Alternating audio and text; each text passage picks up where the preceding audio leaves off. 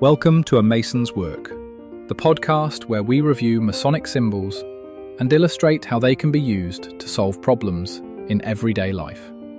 With your host, Brian Mattox, a proud member of the Craftsman Online Media Network. You may hear a lot of people talking about fear.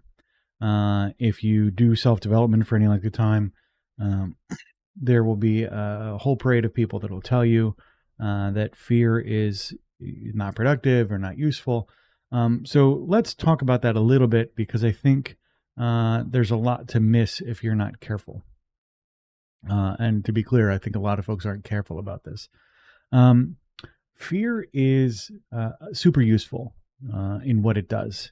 It is a psychological function that will help us essentially raise our awareness and alert level of approaching danger.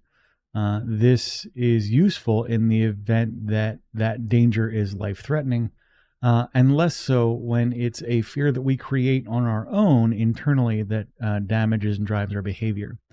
In the context of the three ruffians of the Heramic legend, fear represents this whole notion of when you're afraid, it's hard to speak. It's hard to say what it is that you need to say in order to move the conversation forward or to get out of danger. So when you look around the world, you'll find that one of the greatest enemies of free speech as a concept that people will use is that they will essentially use fear to try and control that speech.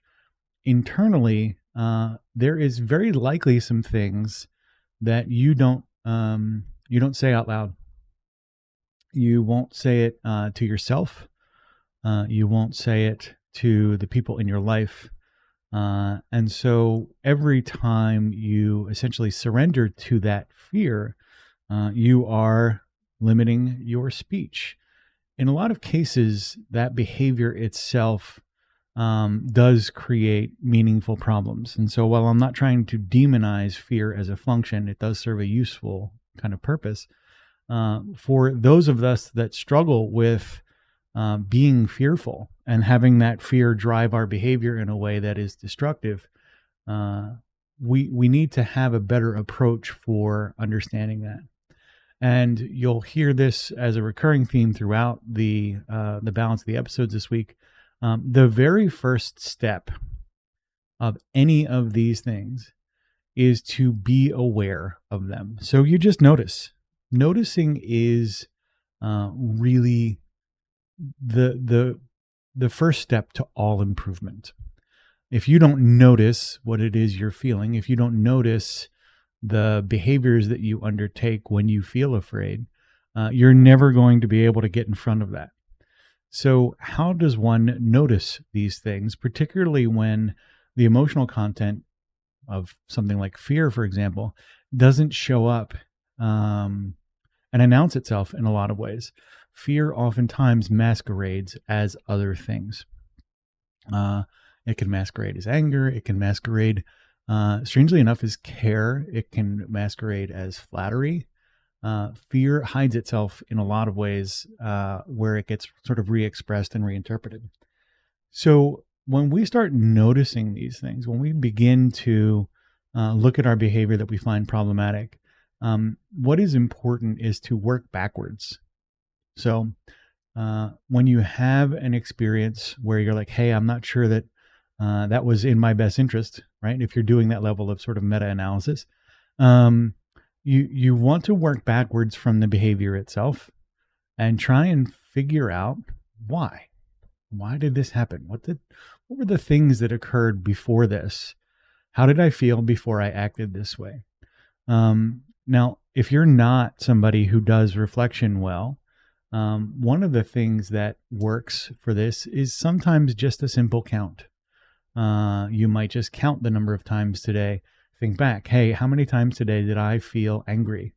And was that anger a result of being fearful? Or how many times did I have a feeling where I didn't have a good name for it. I don't know exactly what it was I was feeling, but man, I really don't want to do that again, whatever that might be. So as you go through this process and you begin noticing, you will need to sort of set aside time for that initially when you're not familiar with it and don't know how to do it.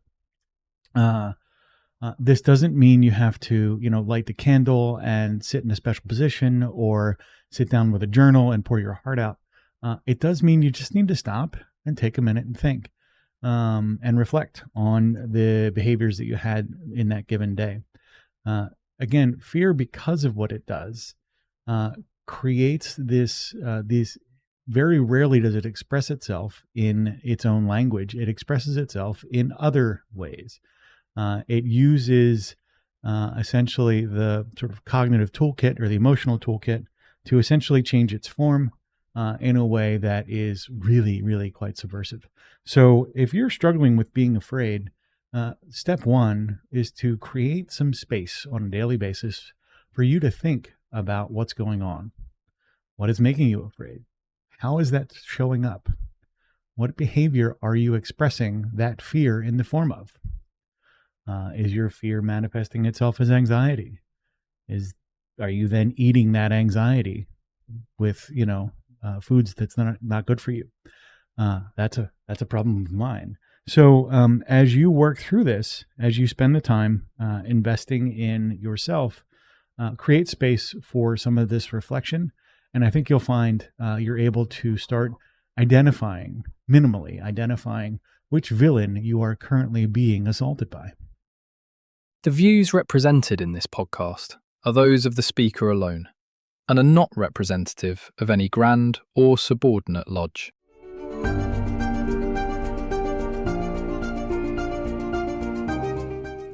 Hi, Brian here. I wanted to thank you so much for listening to this episode. If you have any suggestions or guidance for further episodes you'd like to see or hear, whatever the case may be, please don't hesitate to reach out to me at amasonswork.com, and we will try and incorporate your suggestions into a future recording. Thanks.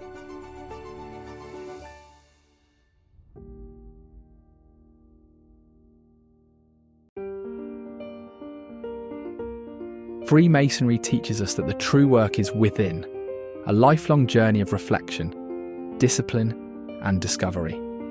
At A Mason's Work, we help Masons bring out their best selves through meaningful self-inquiry and symbolic practice. From personal reflection to lodge engagement, we offer tools that turn symbols into action. Visit us at amasonswork.com. The work is within. The time is now.